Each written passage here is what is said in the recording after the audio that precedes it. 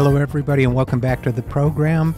And tragically, it has happened again, and we couldn't let the show go by without discussing the fact that America has once again gotten what we might describe as a trigger warning. Yet another warning that the gun situation in this country is absolutely out of control. Umpqua Community College, the site of this latest tragedy, describes itself on its website as having, quote, a peaceful, safe atmosphere. But nowhere in this country nowadays is there a peaceful, safe atmosphere guaranteed for all.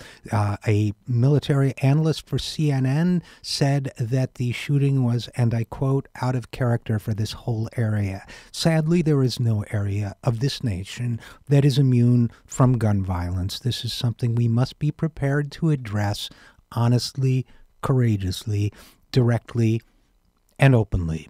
Now, if we were expecting the right wing to do that, I think that we would have been very, very disappointed. Let's take Michelle Malkin, for example, who immediately tweeted out, there needs to be a mandatory waiting period imposed on anti-gun extremists.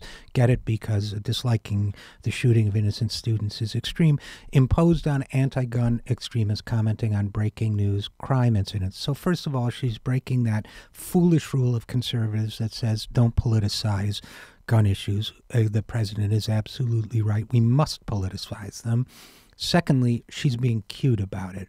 Do you really think that the deaths of 13 people and the shooting of dozens of others is something to be cute about? I don't either, but Michelle Malkin does, and that is why she is so representative of that certain element of the right. My friend Susie Madrak tweeted back at her, yeah, except there is so very little time between shootings. So what do you propose? Sadly, Susie is right on that one. Now, the right has also been insisting that Umpqua Community College was a gun-free zone, but in fact, a 2011 court decision in Oregon prohibited public colleges from banning guns, and so, at least one person was had a concealed carry permit and a weapon on him and was within 200 yards of the shooting. So the notion that gun-free zones is the problem is utterly incorrect. In fact, an analysis written on that topic said there is no evidence that mass killers select locations based on gun policy or that lawful gun owners have been able to intervene to stop these attacks. This report goes on to say in the Aurora case, the shooter gave no indication that the theater's gun-free policy played a part in his motives, and goes on to say he gave a lot more consideration to the ability to find an isolated, proximal, and large parking space. So as a result of the misdirection on the part of the right and the cynicism of politicians who are enthralled to the NRA, we now have the 45th mass shooting in this nation in 2016, unless you count it the way Mass Shooting Tracker does. We've had the folks from Mass Shooting Tracker on the program. They say when 4 or more people are shot in one incident, it's a mass shooting. By that measurement, there have been 294 known mass shootings this year alone. Now, Thursday was the 274th day of the year.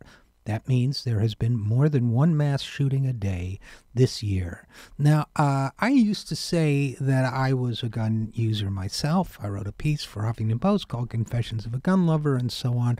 But I have to say I put my firing range ID. I was never a big gun user, but I occasionally did recreationally.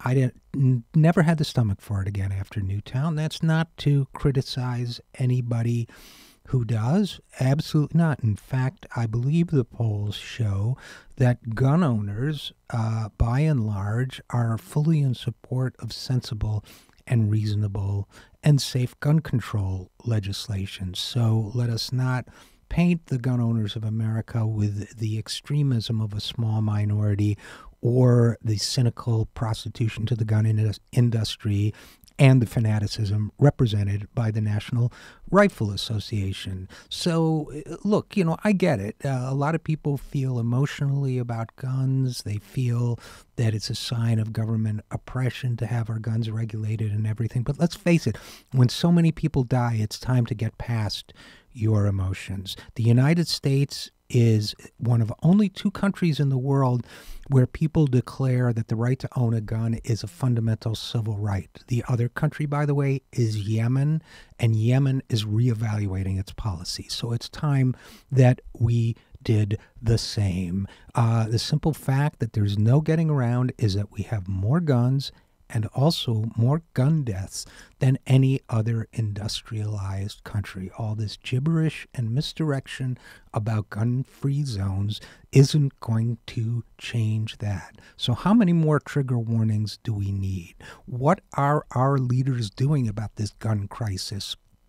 What are they doing with these victims in every corner of our society? They're offering prayers. Well, let me join the growing chorus of people who say that just offering prayers isn't enough if you're not willing to take action. That's what happens every time there's another mass shooting. We get a lot of right-wing politicians offering their thoughts and prayers to the victims and doing nothing to prevent the next set of victims. These politicians, I'll end with this, are so quick to offer prayers that they've forgotten the fundamental religious principle. The Lord helps those who help themselves. Until we figure that out, God help us all. I'm Richard RJ Eskow, and this is The Zero Hour.